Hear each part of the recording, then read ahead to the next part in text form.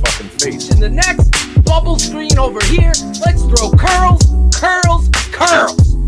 What are the whys, right? What are the whys? There's our live.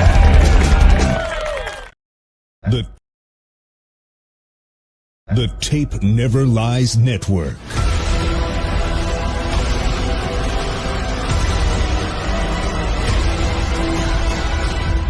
Starts now. The Tape Never Lies Network. Yeah, you look at the tape. So as a coach, your resume is the tape. Loses the football. Strip sack and Bears our live. Give me some fucking Bears names. our live. We go online right after Bears games with your boys draft talking the smartest man alive.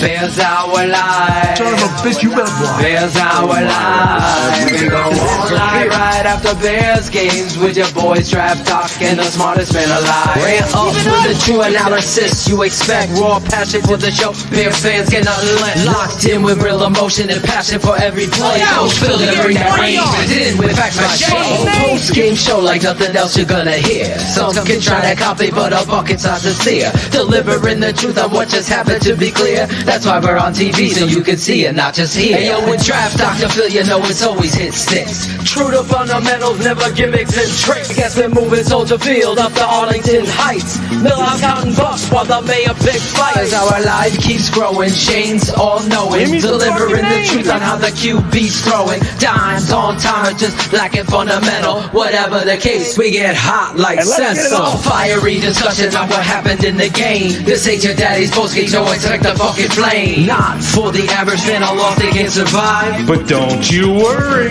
Bears Our Live. Bears our life.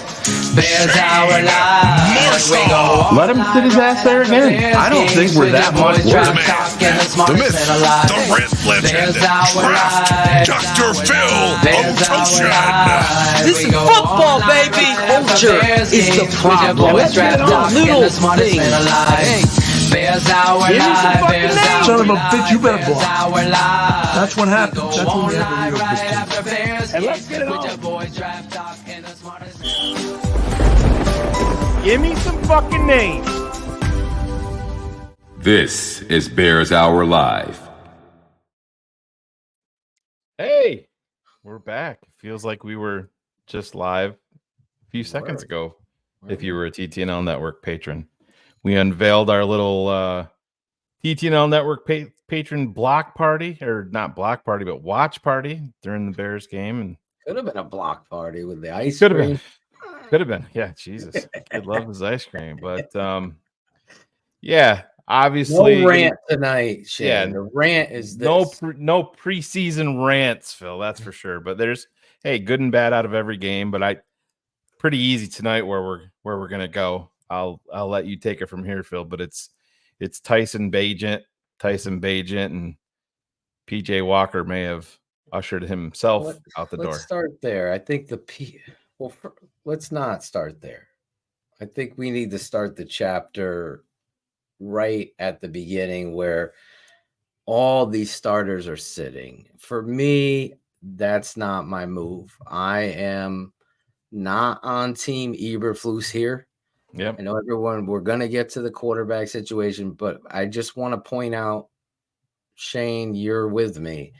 I think a boxer has to spar, and I don't agree with sitting out players in the preseason. Now, the only caveat, and Shane said this in the watch party, is the week-long practice together can kind of circumvent this scrimmage. But yeah, I would be much more against it if this had not been a joint practice week.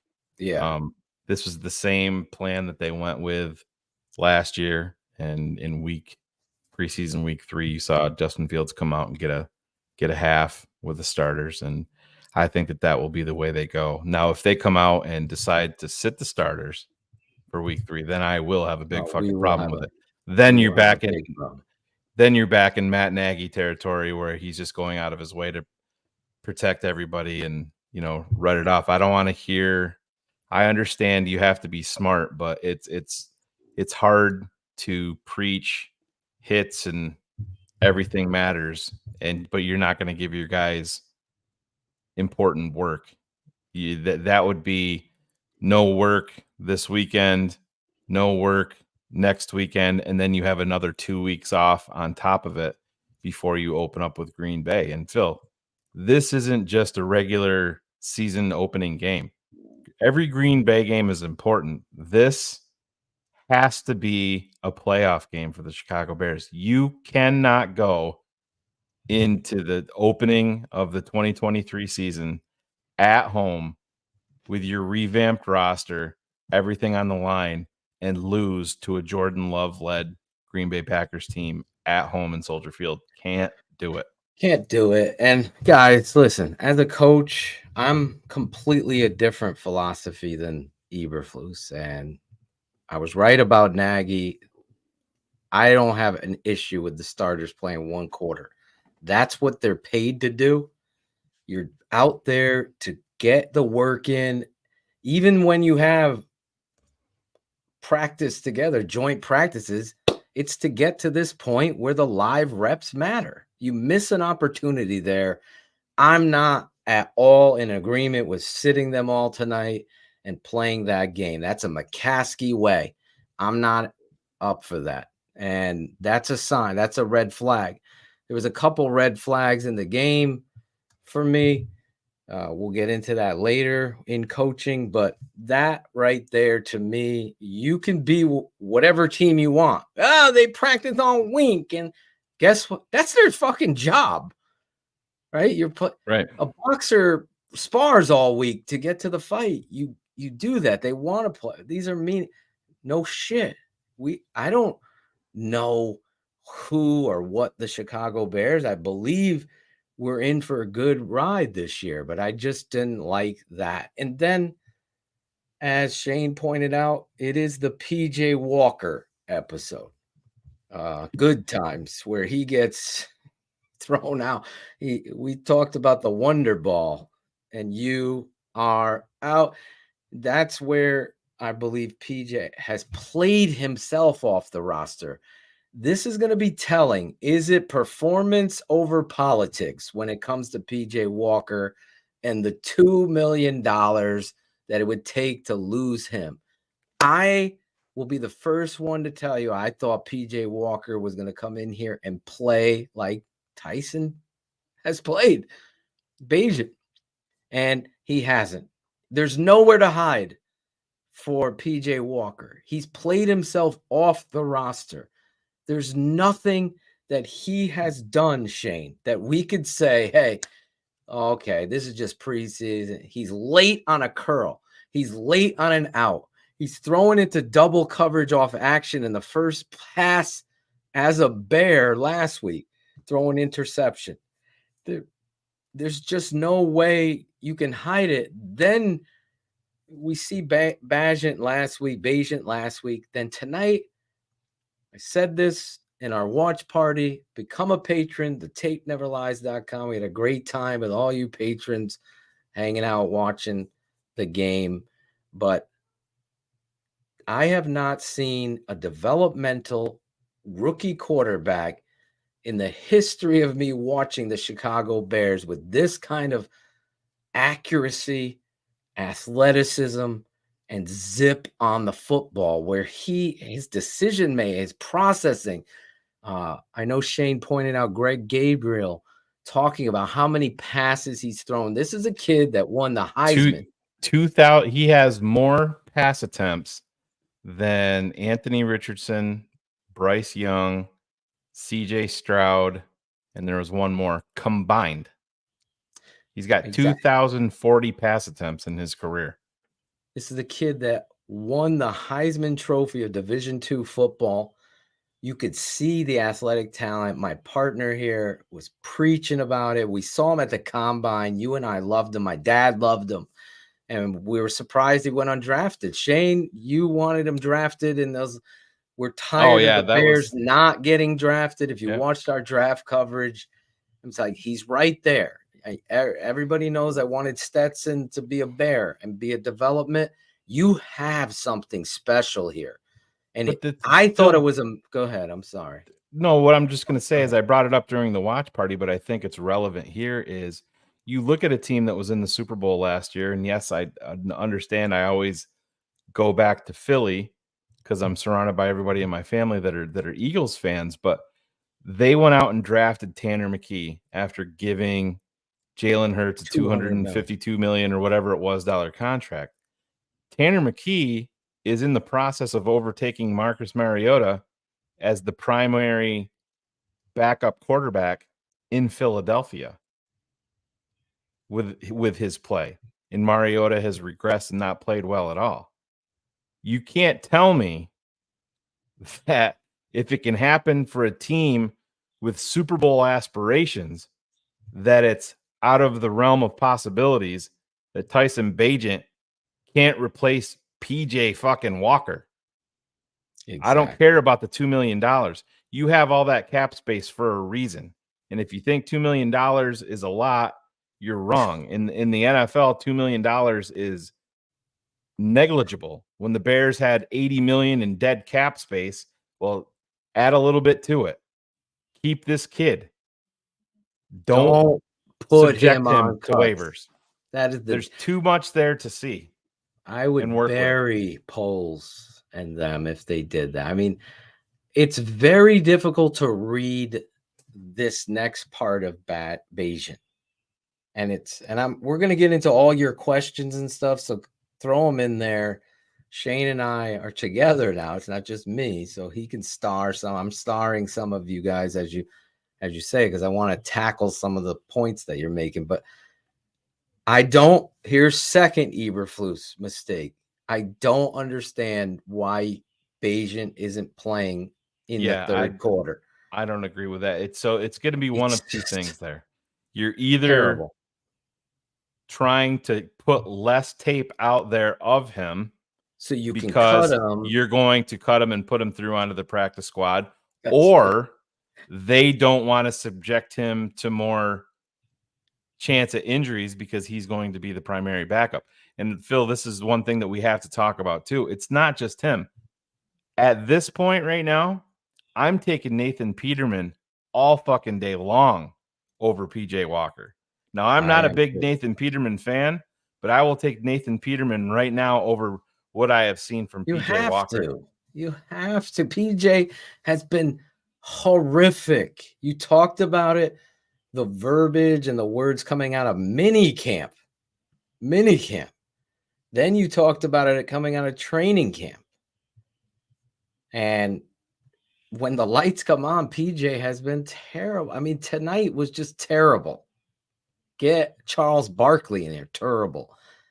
And the decision for not playing Bayesian, if it's both of those rationales suck to me as a coach. And I want to clear this up, Otis. The fight is every day because I've been a Bears fan for a long time. And you sit the guys, you suck. You play the guys, you suck. So the best thing to do is get the reps, okay? So you don't suck. You find out answers, and you find out who belongs and who doesn't. You don't find that out sitting on the sideline. The fight is the game. You fight for the scrimmage. You fight during the week in practice, then you get to the game, and you get your answers when the live reps are going. How many answers have we gotten throughout the years? Oh, Cade McNown can't play. This one can't play. The lights come on in these preseason scrimmages and you find out who can play. And that's where this was a mistake. Again, bubble wrapping these guys. Now, if they do it next week, they are just doing it wrong. I don't think that they will, Phil. They didn't do it last year. No. Yeah, they didn't do it last year. Now, listen, do I need to see DJ Moore next week? No. Do I expect to see Tremaine Edmonds next week? No. Does Justin Fields, in my opinion, need to be out there next week? Yes, he does. You have to give him more reps heading in. You can't let him go. Like I said, there's a 2-week break before you play Green Bay. It's too long. I don't need to see DJ Moore next week. Like I said, Tremaine Edmonds, Eddie Jackson. I don't need to see those guys. Even a guy, I go to Jaquan Brisker. I'm not risking a guy like him on defense by putting him out there. Do guys like Javon Dexter, Zach Pickens need to? Yes, they do, and that includes QB1, in my opinion. You have to put out there. You give him a half. Give him the first and second quarter. Let him go into halftime. Hopefully, he gets a 2-minute drive. That'd be great, and see what happens. So here's the other thing. Like Braxton Jones was getting destroyed all week long by the Colts, according to all of the reports. So get them. He should be playing. These reps are so important to get them out because it doesn't count. So you can't bubble wrap if he gets hurt. This is football.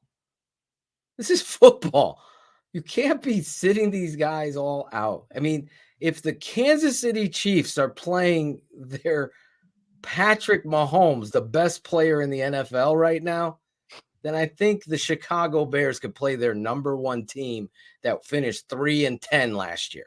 It's football at the end of the fucking day.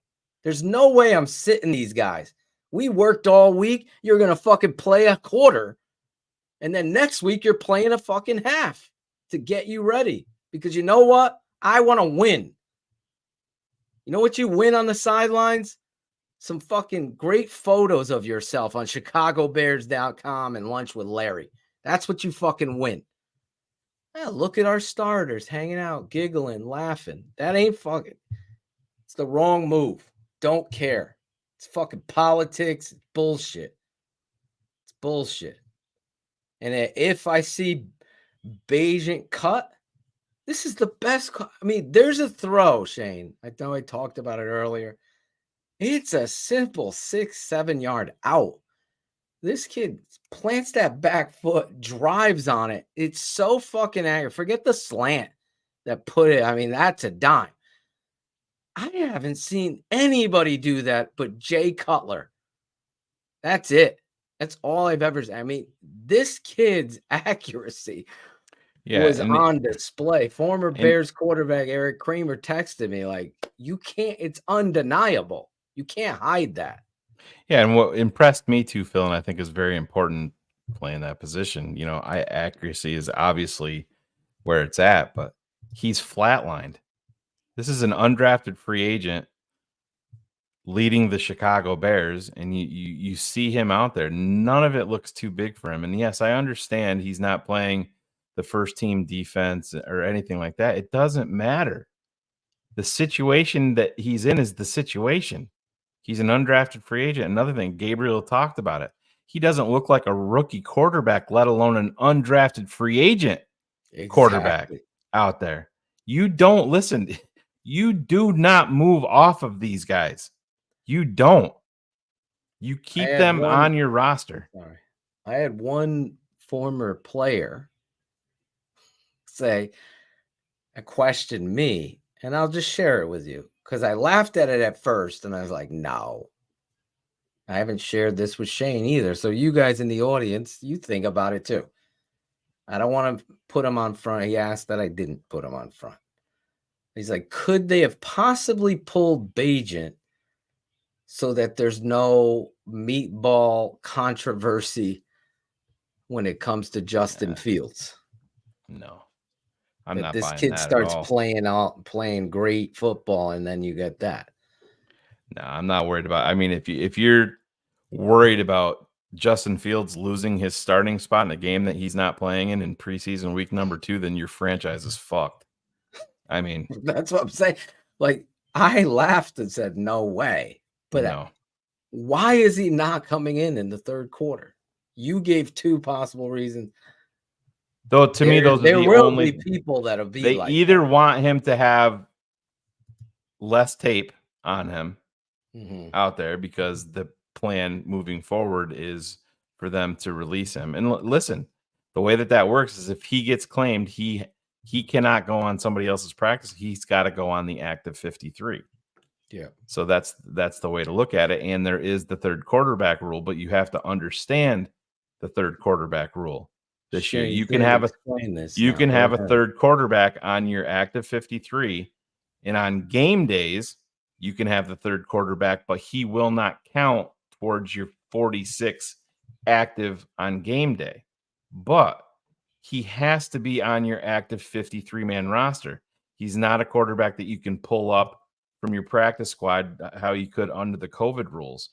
So, yeah, you never know. I mean, that's a Tony Romo, trying to think. Brock Purdy Warner. Brock Purdy was almost the last pick of the draft. Wasn't he? No, he was the second to last. You're right.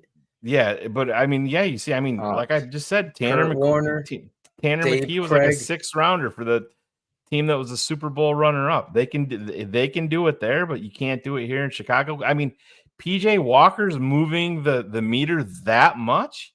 No fucking way. The only thing that PJ Walker has over Tyson Bagent right now is experience in the league. That is it.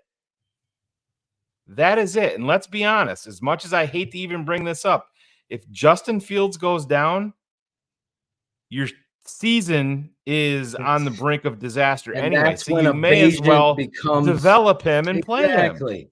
Dude. You don't need to see Nathan Peterman in there. Done this forever, Shane. Not simple, the Bears. Right. Don't overthink it. If you fucking cut this kid, I will fucking have a rant beyond any rant because the politics of, and it'll be focused on you, George. And I know you're watching. It'll be focused on you because there's no fucking way that George McCaskey. We're talking about. Yeah, McCaskey. I'm talking about. Be focused on McCaskey. And the politics of bullshit. Don't fucking play that game.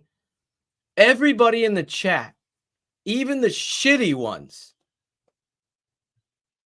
are sitting there saying, Bagent, wow. It's not hard. It really isn't that hard to see on the eyeball test. The quick release, the decision-making right off the back foot, perfectly in time, in unison like a dance. His fucking release point, Shane, it's over. And it's like, holy shit. And then the athleticism on top. It's like, this kid's not like Kyle Orton in the pocket. This kid can move. You know what I'm saying? Right. So there's so many things to like about that kid. So, and that's good for the Bears. We haven't had that developmental. It's good for the Bears, and they didn't just stumble upon him in the UDFA process after the draft. Don't forget, he was at the Senior Bowl. He was coached by Luke Getsy. Luke Getsy got to spend the entire week with him, see how he was behind the scenes. Obviously, Ryan Poles, Ian Cunningham were all down there. So they're very familiar with this kid since February. Let me answer DHK. I don't know if he's being sarcastic and saying, well, 32 teams passed on. Well, 32 teams passed on John Randall. 32 teams passed on a bunch of players. 32 teams passed on Kurt Warner. Tony Romo, as my guy pointed out. Tom Brady was pick 199. Exact. 190 the best to ever play the game. Johnny Unitas was passed by 142 teams. These guys get a bias. This kid plays at a Division II school. And don't tell, there's a lot of shoe salesmen in the NFL that have big time jobs. Don't get it twisted. That will miss or put bias on a fucking guy because he's from a Division II college. Can he do it? Do we really want? The Bears saw something, as Shane said, in him, and he's the story tonight. It's PJ Walker and Bagent, and as shitty as Peterman's sack was at the end. Ryan of the game, Cox shared this tweet. Luke Canellis was interviewing Tyson Bagent after the game, and he said, "I love being a Chicago Bear, and I'd like to be a Chicago Bear for a long, long time." So obviously, it's Tyson Bagent. Yes. So this is the storyline, clearly, not just with us here at TTNL, not just with fans on Twitter. This is Phil, you mentioned it when we were doing the watch party. It's got to be the first 2, Questions. 3, 4 questions out the gate in the Are they presser. live now? Eberflus. I don't have it up on ChicagoBears.com. I know it was up on Twitter. It's supposed to be on YouTube right now. Oh, it is? Okay, hold on. Yeah, here it is. Yep. You put. I You got it. Yep. All right. Shane's got it. But it's the complete story. Can you rewind it to the beginning? Because I want to see if that's the first question, and then we'll be live. And after the coach talks, we'll wrap up because this will be the shortest Bears Hour live, even though we're 25 minutes in. And Bayesian sounds like a color my wife would pick for the back sunroom shade. Yeah. We're going to go with a little Tyson Bayesian. Let me just. We're going to get into all of the other talk. But the story tonight is Walker and Bayesian. Are the Chicago Bears going to pick performance over politics? My partner in crime, my boy Shane Marsaw, is wearing that. Yeah, we do have after this week. We got the day. Oh, he just pops on like a ghost. Yeah. It's not letting me. And can that person have a lot of good situation? The practice. I like this. Started at 3 minutes. See what it does. Yeah, it should go here. Just a second. These guys are hard to please, Larry. Yeah, they're coming. Just you'll see it. Here he comes. I see the podium move. He stepped. He forgot his notes. He's going back. Call another shotgun and 3rd down, coach. Empty set. Good evening. 4th down. Just to recap the week really quick. Just wanted to thank the Colts for being great hosts for these joint practices. I thought they did a really nice job of organizing them. The practices themselves, and also let's see if just the reporters get for us this to be able right, to take part of the initiative, kicking the stigma and bringing some awareness to that during the course of the week, and then also during pregame today. So that was a good thing. That Kaylin Jackson heads that up. That's Jim Irsay's daughter, and she does a great job with that. So it's great to bring awareness to that. In terms of the practice week, it was really good. I mean, there was a lot of good situations that we had. Like I said earlier, a lot of good one-on-one matchups. I gotta imagine we're able to evaluate guys. Eberflus is going to poo-poo the put guys in with there's Tyson some really Bagent good players on both sides. Game just for on our team, of course, and also on their team, where you see a matchup poker element of it. And, can that person function with that matchup? And that's what you see. That's real NFL You're a man of God. That's what it's good to see. Speak the truth. And then with the truth. going into the game today, we had an opportunity to get a lot of young guys, a lot of good work, and it was good to see. And you saw a couple of guys really step up. And play really well, and that was good to see as well. But again, we're going to look at the tape, and we got a big week ahead of us. We're going to do our in-season game week. Never lies, Coach. It's a good practice dress rehearsal for us to be able to get that done. An in-season Wednesday. We got a bonus day on Monday, but we'll do an in-season Wednesday, Thursday, and Friday. But it's obviously bumped up today because the game's on Saturday. So we're looking forward to that, and the guys are too.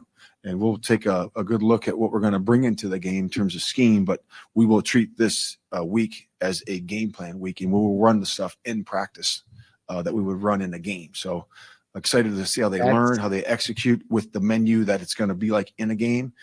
So we kind of pare it down like we're game planning for somebody, and we don't have to have really the situation where we have in training camp. We have all these different things coming at you, so you can hone in. The younger players can hone in on the game plan themselves. So with that, I'll open up to questions. I haven't decided that. Yeah, I'll decide that as how the week goes. We are getting a lot of good competition against each other this week. A lot of good on good because our schemes are very similar. So we'll do some carded periods that are relative to Buffalo, but we're going to get a lot of periods against each other. Can't hear it, you fucks. Yeah, we do have after this week. We got the day off, of course, after the game for the players, and then we have a couple days in there where we're going to do a little bit of light stuff, in there. And then Coach, you're happy with Tyson Bajan's and then we'll have a couple of good practices before the guys have that last Walker week. seems to be a little bit we're shaky. getting down to the nitty gritty here. So again, this week right now, I didn't where our write feet that are one. is really important for us. My head. I got to word it better, Shane. Yeah, here we go about Walker. Walker continues to struggle. Yeah, I mean, we're going to look at the tape. We're going to look at the tape. So, the quarterback, is always, the center focus of everything. And certainly we'll look at each. To me, guy, that's an admission. How they perform tonight. There was nothing positive there. Talking about PJ Walker. We just wanted to see him in there with the line, to have a little bit more protection and see how he operated, to give him his chance. And, and Nate played solid in the second half as well. So it's good to see those guys. He certainly put his best foot forward. Do it, coach. Tonight, you saw Rojo, he was really good tonight. Back to his cutting, coach. And that would be me. Reading of the holes. And I thought he really got north a bunch of times. Why didn't he play in the third quarter? So that was also good to see.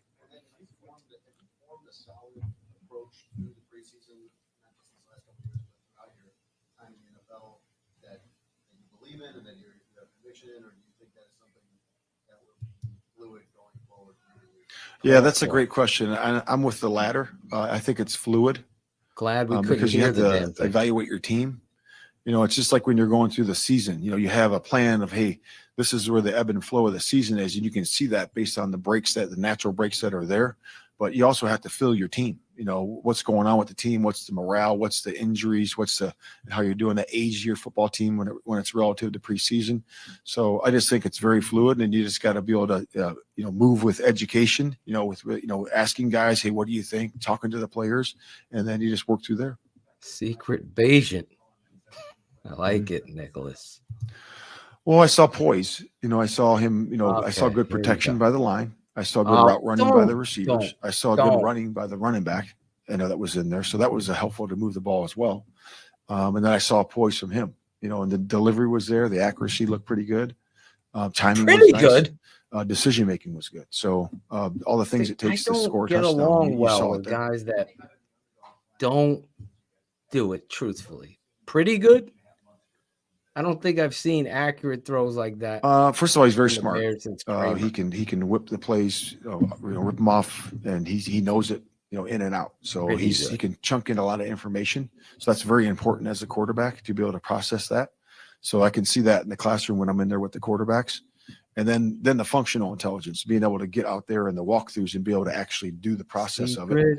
And then now he's got to put a good step forward, in training camp and also today. This is he all said that extremely positive for Tyson Bagent being and he was I'll tell you that right now. Working with the tackle, and I think he maybe swiped at him or something. I didn't see it. It must have been. Yeah, they're not going to do that unless it was. If you've made up your mind that PJ Walker's on this roster, you're not saying, "Well, we got to review the tape." You're going to throw in a positive bullshit answer out there. It's. I guess they I know. don't like these soft coaches like that. I just like the truth. The truth was Bayesian completely played a hell of a football game. Yeah, so we'll look at the whole camp. He gave him to see where he gave him a bunch of praise. See what kind of workloads he's put in, and then we'll also see how he's executing. So it will be case by case. But when the one quarterback's in there, we usually have the one line with him. So that's always you always start there. This is a moment. So we'll see where it goes, and then I think we're going to base a lot of it off of how this practice week goes. This game week goes, and then we'll see what the reps look like for the game. Second string quarterback position. I think everything's open right now. I really do. I think if you have a closed mind, then if somebody's rising or executing, that says a lot. You always never put a ceiling on any player. Again, there's never that. Your mind's made for the best. Your mind's made up. They're not making that comment. They'll get into a game and man, they start rising up. And this is just easy for them. And I think I want to clear this up for fans of the network and everybody. Listen, I know Ryan Cox. Coaches aren't going to be bluntly honest. The good coaches will be. You don't got to look at the tape to know that this kid played his ass off out there. The whole fucking chat room knows it. The worst Chicago Bears meatball even knows it. So for me, I just think your honesty resonates a hell of a lot. I'm excited about this. This just made the competition even more. And this is what he did. You don't need to throw in how great the line played and Rashawn Johnson ran really well and they ran right. this kid played well, and that's it. And the other stuff I see, I don't like the minutia of politics. I just don't like it. I don't hear any politics in there. I just hear him saying, I just essentially heard him say nothing positive about PJ Walker at all. We got to review the tape. I don't think he's going to openly come out here and say, yeah, PJ's been a disappointment. I don't think he's going to do that. And I heard him talk about how smart Tyson Bagent is, how impressive he is in the classroom, how he retains the information, how he can spit out the plays after one session. And the mic drop moment for me is him saying that, yeah, everything's open. So this is trending the way we want it to go.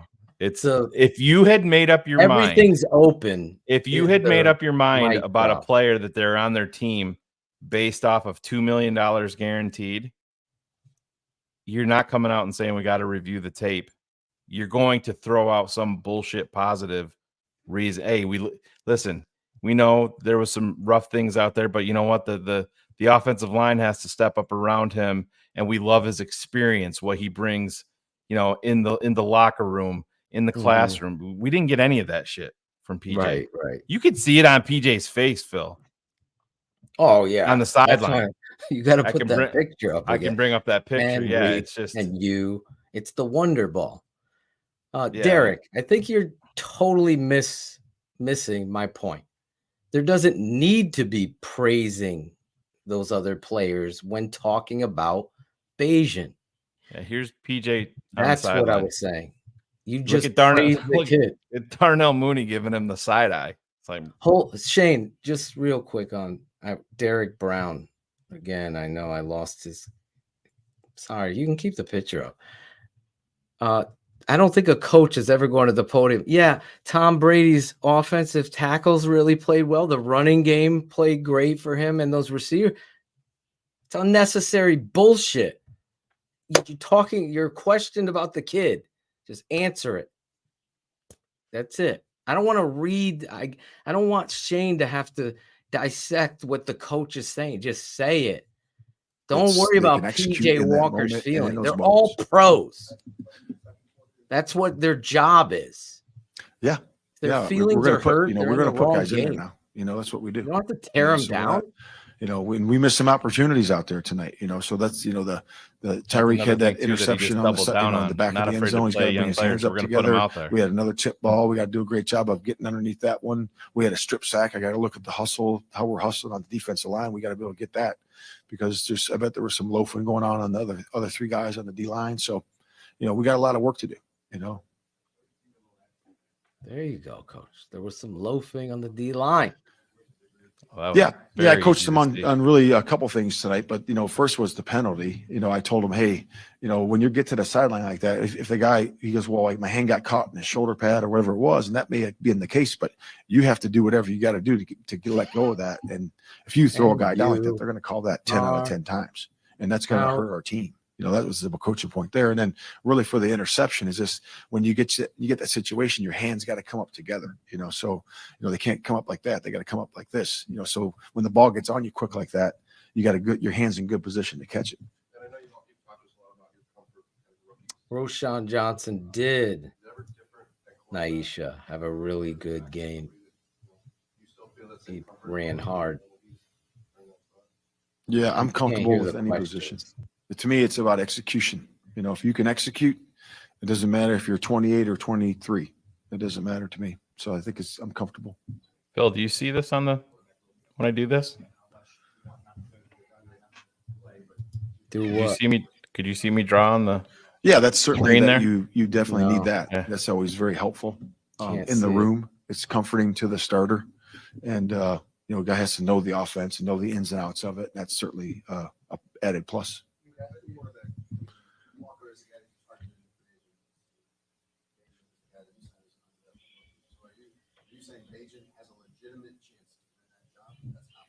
They're doubling down. I would just say that everything's open right now, and it's not just that position; it's every position.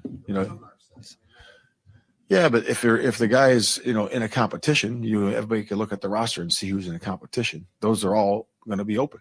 you know, and I think that if you close your mind off to that, then you might be missing on something. So you got to let it play itself out is what we always say as coaches. You know, don't long as there's predetermine open things, let things competition. play out, and that's the way you do it as a coach, and you'll find that's usually the best decision.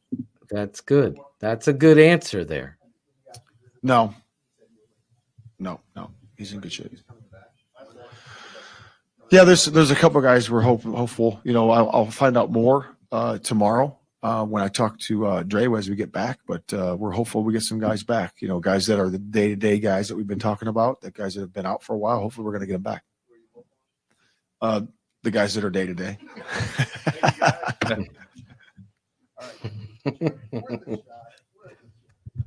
Wonder if they'll talk. Maybe they'll talk to Bajent. We'll see.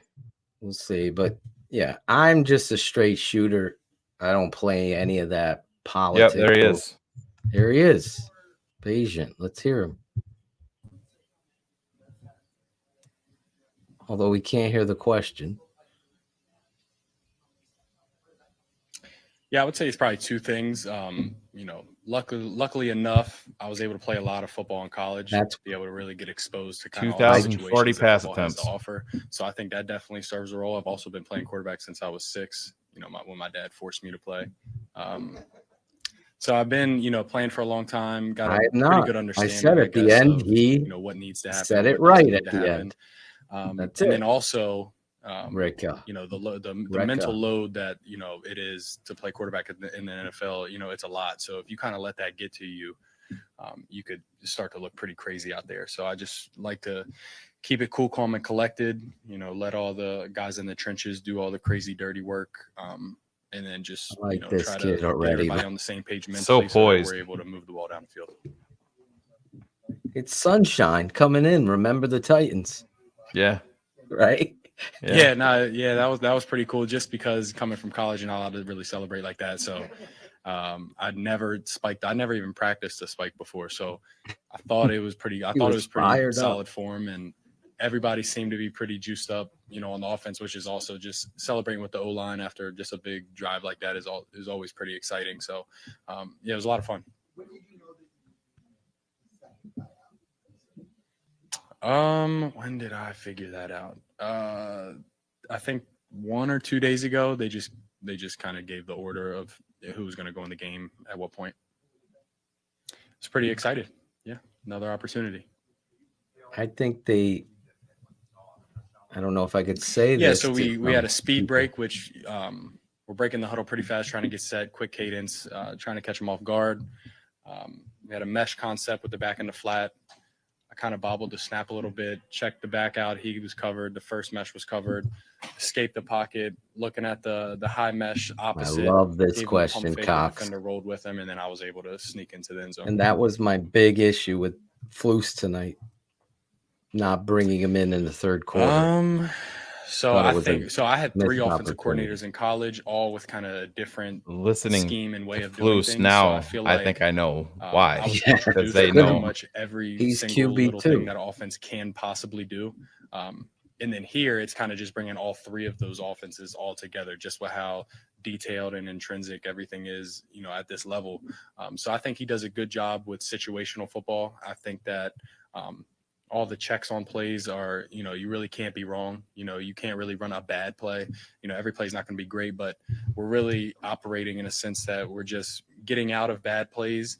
And they need to ask Ryan Cox's question. So I kind of like that aspect and really just following the coaching points and, you know, listening to those coaching points every play. My dad called me and I answered that one, but I haven't been able to check it yet. Yeah. Yeah, there's no way you let this kid go. Can't. Can't. There's just way too important of a position. I think that, you too know, important position. The Bears have not had this kind of upside at the developmental I have to manually position. go see what's going on whenever I have time. You could just see his personality.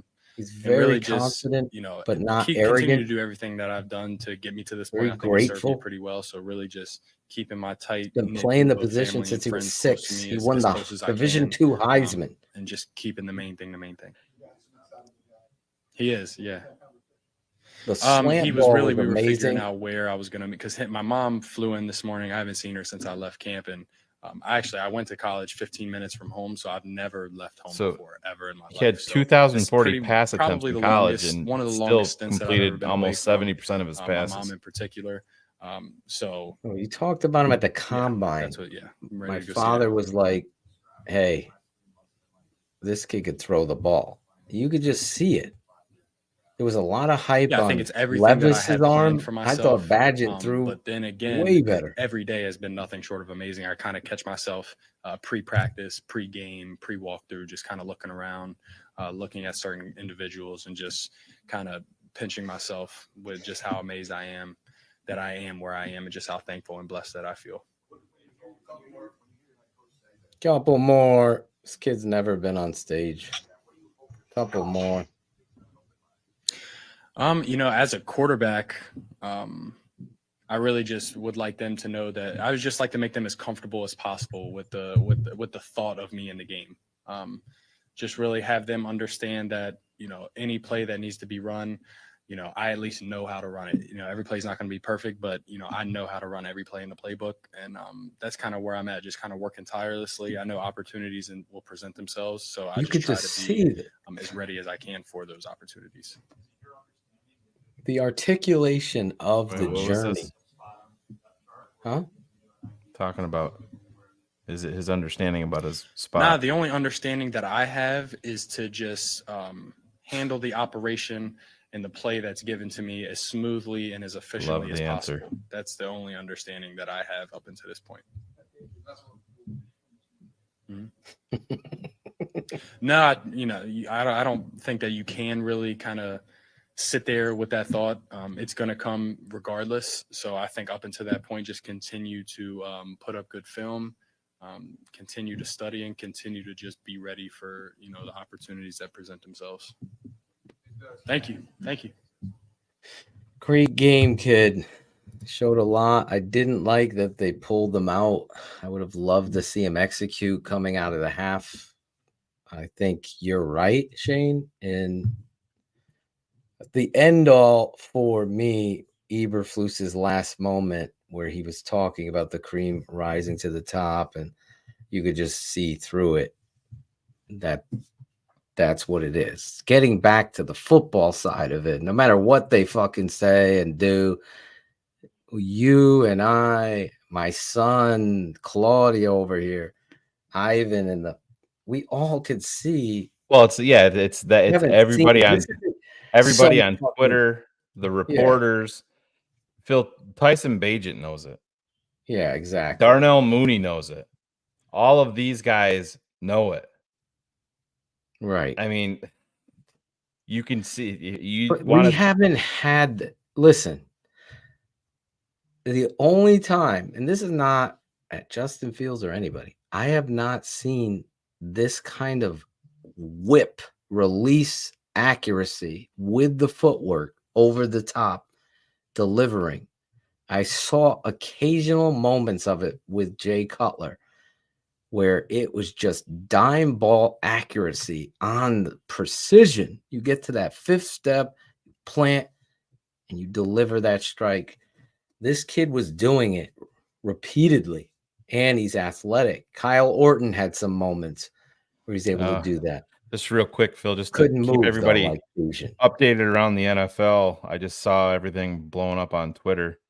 The referee in the New England Green Bay game has announced that there's an agreement between both head coaches due to a severe injury for New England cornerback Isaiah Bolden was removed from the field by ambulance. The game has been suspended. Really? Yes. Yep. Wow. Well, way to bring down my love for Bayesian. Oh no, but I just think it's like I said, we saw this with DeMar Hamlin. I'm not saying that it's in any way the same thing, but I guess it's pretty bad. But just thoughts and positivity out to Bolden and his teammates and family and friends, obviously, because it's moments like that that just show you that, life and everything is prayers up. Much more important than football. Absolutely. Prayers and thoughts to them. That's terrible. Yeah. Terrible situation. But yeah, so there you go. No, it's probably a good place to time to wrap it up. Yeah, it's going to be shortened, condensed version. Usually nothing is short other than my co-host on TTNL Network. But yeah, we will wrap it up there. It's going to be a big week, like Flu said, in Chicago. This is going to be game week. Their game planning. That puts us at ease because you agree. Let's wrap up a few things. Yeah, you're not game planning to see Nathan Peterman for 4 quarters. And that puts our fear of them sitting and bubble wrapping for the preseason out. I am a believer that a boxer has to spar, just like my football players have to play. That means you don't bubble wrap them in scrimmages and get those live reps. It's a little easier when you're going after this, week of intense joint practices to sit them. So you made that decision. I wouldn't have. Shane wouldn't have. I would have played them 1 quarter or at least 2 drives with Justin in the first team. That's me. Some of the situational stuff scares me real quick before we wrap up the show. 3rd down and 4th down situations, seeing them in shotgun empties again. Is this preseason shit? I pray. Because that shit, just get the fucking first down. We'll see.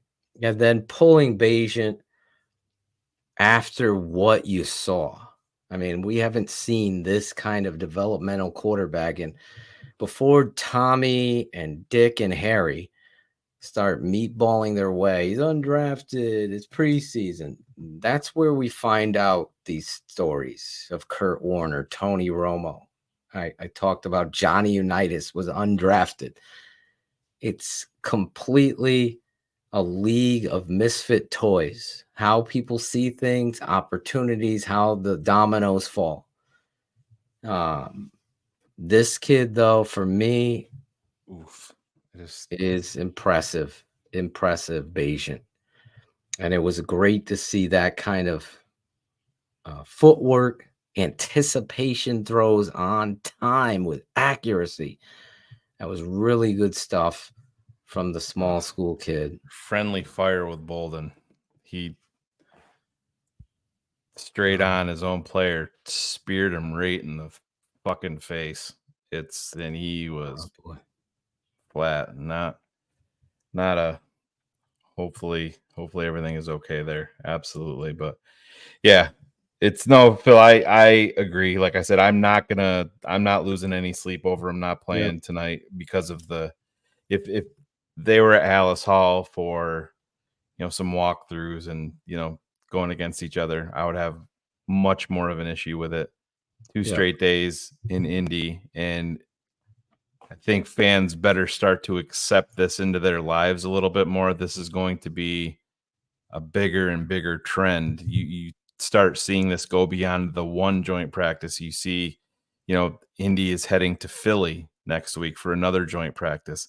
These are going to be the things that you're seeing more and more in the future that are going to make these preseason games that are on TV more and more irrelevant, other than just for trying to fill in the last, couple of spots on your team. I think that that's going to be the wave that the NFL is going to go to, because you can get it more controlled. You can put yourself in a position, both teams, we want to work on this. We want this look.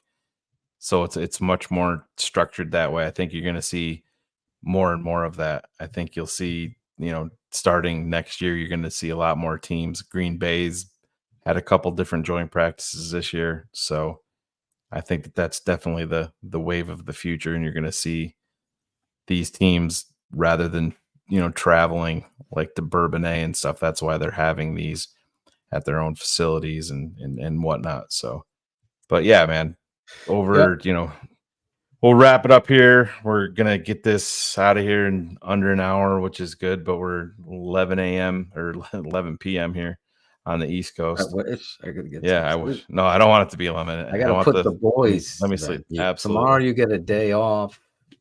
Yeah, enjoy that day, bro. Kind of nice. Yeah, we'll see what happens. But appreciate everybody showing out for Smash us tonight. the like button. If you are not a TTNL Network patron, please try it out. We trotted out our first TTNL Network watch party tonight. We can't give play-by-play. We don't stream the game, but you get to see our live reactions, and we talk about what we see after the play. The patrons that are in the chat can leave their thoughts on it. I think everybody had a great time. It's something that we're probably going to do a little bit more moving forward, but head over to the tapeneverlies.com to gain access to all our past, present, and future content. It's always a little bit more in depth. Bill with his awesome tape breakdowns. We're going to see more and more Eric Kramer doing his thing with us again this year. It's just going to be a big year here at TTNL, but please head over there, tapeneverlies.com, sign up, $7 a month. It's going to be the best $7 you can spend.